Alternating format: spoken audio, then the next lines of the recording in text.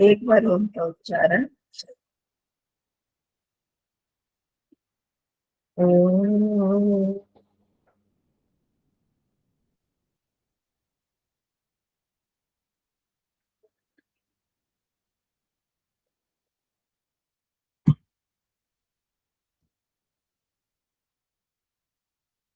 सभी को सादर से प्रेम नमस्ते जी।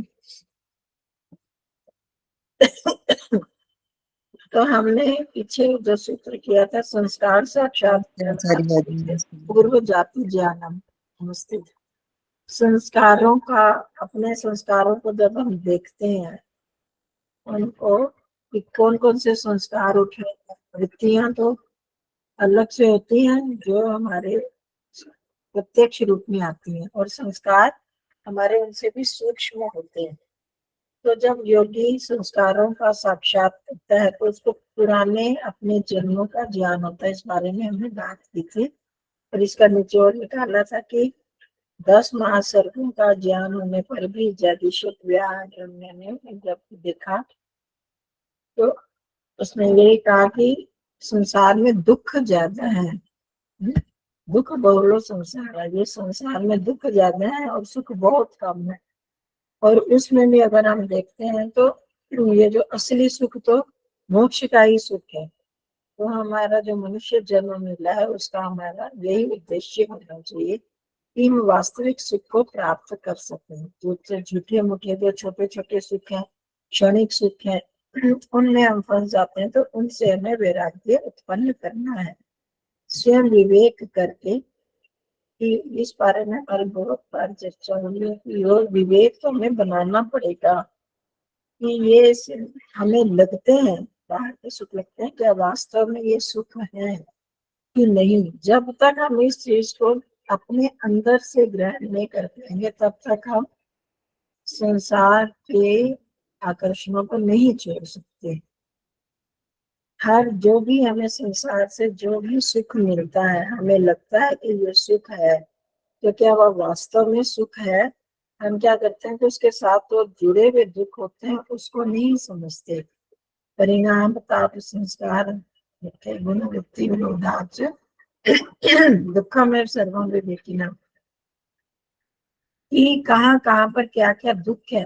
मैंने उदाहरण भी आपको दिए थे और हम सबके साथ ही जुड़ा हुआ है कि शादियां होती हैं, घर में कोई फंक्शन होते हैं तो कितने दुख होते हैं, उसमें कितनी जिम्मेवारियां होती हैं। पर हम उन दुखों को, उनको तो इग्नोर कर देते हैं, मतलब उनकी तरफ ध्यान नहीं देते कि ये भी दुख है। जो हमारा सामने लक्ष्य है ना, ये शादी होगी, उसमें ये लोग आएंगे, ये कपड़े पहनेंगे, ये करना है, तो उसके जो हमें सुख जिसमें लगता है उसकी तरफ तो हमारा ध्यान जाता है। पर वो उस यात्रा को पार करने के लिए हमें क्या क्या करना पड़ रहा है उसमें हमारा ध्यान नहीं जाता। तो इसलिए हमें वो दुख दिखाई नहीं देती। यही बात है ना। कहीं जाना है घूमने के लिए तो हम क्या करते हैं, वहां जाएंगे, वहां का सुख देख रहे हैं कि वहां ये देखेंगे और देख रहे हैं, तो वो भी उसको अनुभव करते हैं। परंतु वहां तक पहुंचने के लिए हमें क्या क्या तैयारी करनी पड़ी, क्या क्या दुख उठाना पड़ा, उस तरफ हमारा ध्यान नहीं जाता। तो इसलिए हमें वो सुख दिखता है, उसमें दुख दिखाई नहीं देता। परंतु जब हम अध्यात्म मार्ग पर चलते हैं तो वहां जो हमें थोड़ी सी बाधाएं आती हैं या दूसरों का थोड़ा विरोध दिखना पड़ता है या अपनी इच्छा के विपरीत चलना पड़ता है, तो उन दुखों पर हम जोर देते हैं, उस सुख की तरफ ध्यान नहीं देती। मैं ठीक कह रही हूँ, गलत कह रही हूँ? तो उस समय हमारा जो लक्ष्य वो दुख बन जाते हैं। वो सुख की, इससे हमें ये सुख मिलने वाला है, वो नहीं हम उसको समझ नहीं पाते। कल ही हमारी इधर चर्चा चल रही थी कि पहले भी शायद हमारी चली है ये चर्चा कि जब मोक्ष से वापिस आना ही है ना, 36,000 बार सृष्टि बनेगी बिगड़ेगी, उतने लंबे काल तक, मतलब 31 नील 10 खरब 40 अरब, कितने वर्षों के बाद वापिस आना है हमको। समझ लो, कल्पना कर सकते हैं हम कितना लंबा टाइम है। तो फिर जरूरत क्या है मोक्ष में जाने की? तो वापिस तो फिर आना ही पड़ेगा, फिर संसार में दुख देखने पड़ेंगे। तो उनको यही कह रही थी कि हम कहीं घूमने जाते हैं, 10 दिन के लिए जाते हैं ना, या 15 दिन के लिए, फिर वापिस आना ही पड़ता है ना। पर वहां क्यों जाते हैं? वो थोड़े से सुख को देखकर हम घूमने जाते हैं, चाहे हमें वापिस आना पड़ता है दोबारा, तो भी हम उस थोड़े सुख को तो हम देख रहे हैं। परंतु ये जो 36,000 सृष्टि बनने बिगड़ने का सुख है, उसको नहीं देख के सिर्फ उस तपस्या को और दुख को देख। समझ पा रहे हैं हम? तो हमारा लक्ष्य कहाँ पर है? वो जब तक हमारा मानसिकता नहीं बनेगी, तब तक हम हमारी इस तरफ रुचि नहीं बन पाएगी। तो वो मानसिकता बनाने के लिए हमें बार बार हर कर्म में, संसार के हर कर्म में हमें देखना पड़ेगा कि इसमें कितना सुख है और कितना दुख है। उसको हम तोलेंगे नहीं जब तक। तो अब इतना सा एक छोटी सी चीज ही ले लेना, कुछ बनाने खाने के लिए, बहुत पकौड़ों का सुख हमको बहुत मिला, बहुत अच्छे स्वाद लग रहे हैं पकौड़े। उसको बनाने के लिए हमें कितनी मेहनत करनी पड़ती है, और खाते कितनी देर है, उसमें कितना सुख मिलता है ना। तैयारी के लिए कितनी तैयारी करनी पड़ती है, कितनी मेहनत करनी पड़ती है, और सुख कितनी देर का मिलता है, आप देख लो।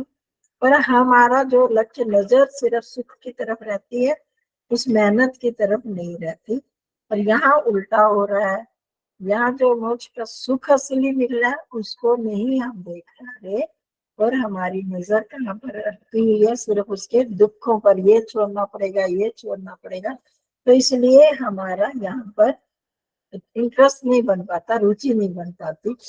तो ये सब करने के लिए हमें कोशिश, मानसिकता बनानी पड़ेगी, बार बार विवेक करना पड़ेगा कि तभी हमें ये सुख कैसा है, जिसमें किसी भी तरह का दुख नहीं है, अनुपम सुख है, दिव्य सुख है। जब ये हम करते जाएंगे तो धीरे धीरे धीरे धीरे हमारी रुचि इस तरफ बढ़ती जाएगी।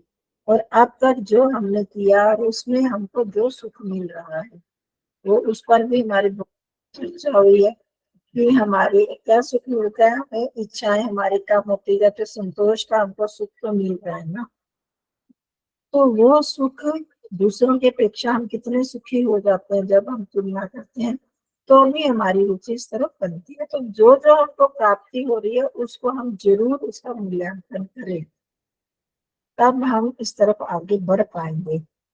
हम सिर्फ दुखों को देखेंगे तो फिर इस तरफ नहीं बढ़ पाते। ठीक है। तो पिछला उसका ये निकला। आगे सूत्र आता है, प्रत्यस्य परचित्त ज्ञानम।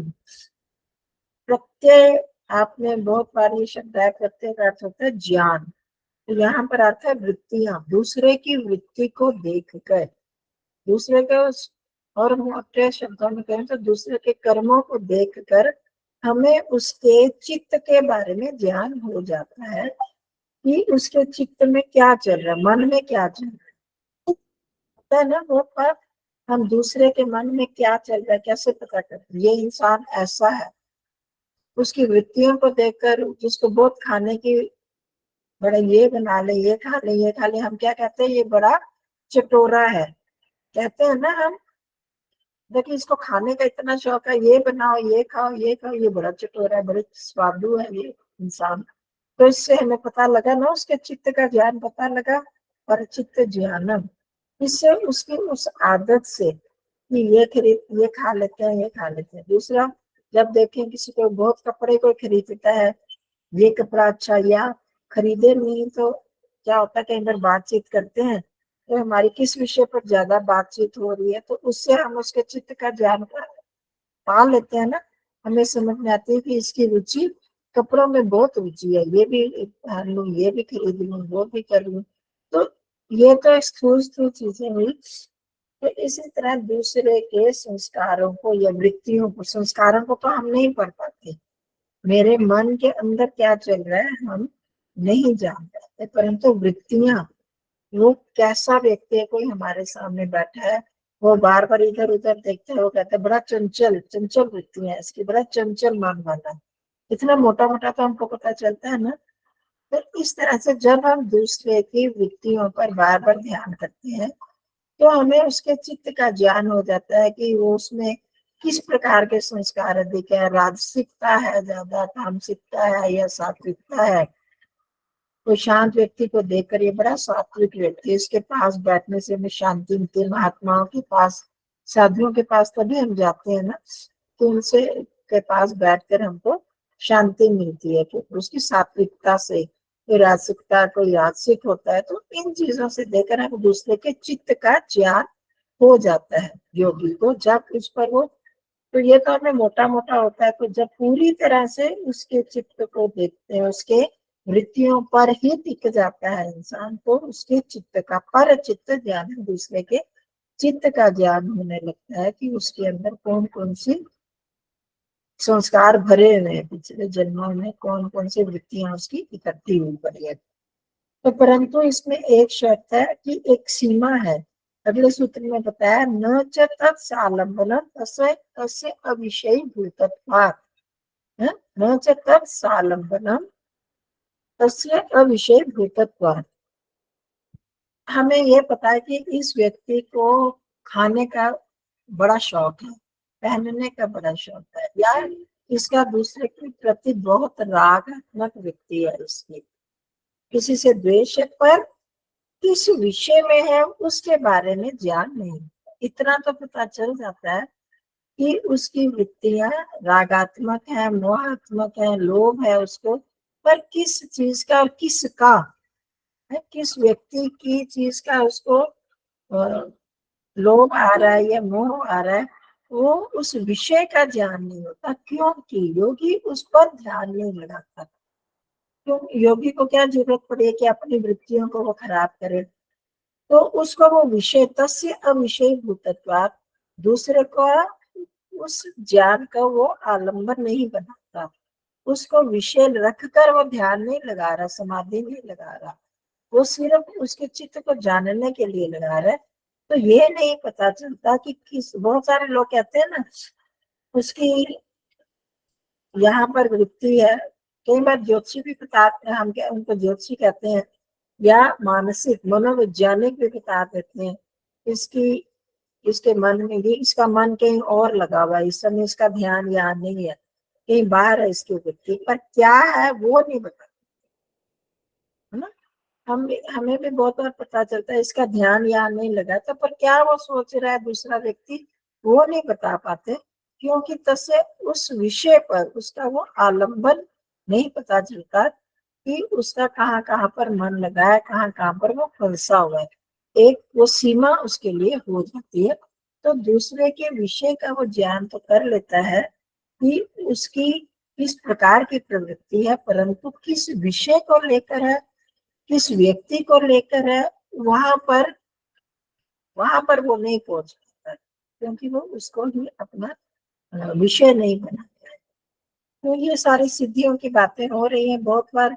आपको पता है, हम लोग कहते हैं उसने मेरे मन की बात जान ली, उसने मेरे को बता दिया, कहते हैं ना। तो ये एक खाली ध्यान की सिद्धियां नहीं, ऐसे भी फेस रीडिंग जिसको हम कहते हैं, जिसके पास रहकर हमें उसके स्वभाव का पता लगता है, उसके स्वभाव को देखते रहते हैं, तो बहुत लोग इस विषय में जान लेते हैं। और पर जब वो गहराई से धारणा ध्यान समाधि करेगा तब तो बहुत अच्छी तरह जान लेगा। तो ये कुछ चमत्कार वाली बातें नहीं है, ये एक तरह की किसको कहेंगे स्पेशलाइजेशन, जिसको विशेषज्ञता, उसी चीज पर जो करता रहता है, अभ्यास करता रहता है, तो उसको फिर उस चीज का ज्ञान हो जाता है। अपने पिछले पूर्व जन्मों का भी ज्ञान होगा, दूसरे के संस्कारों का, दूसरे के चित्त का ज्ञान प्राप्त कर लेता है। ठीक है जी, थोड़ा सा मूव कर लिया। तो अब हम ध्यान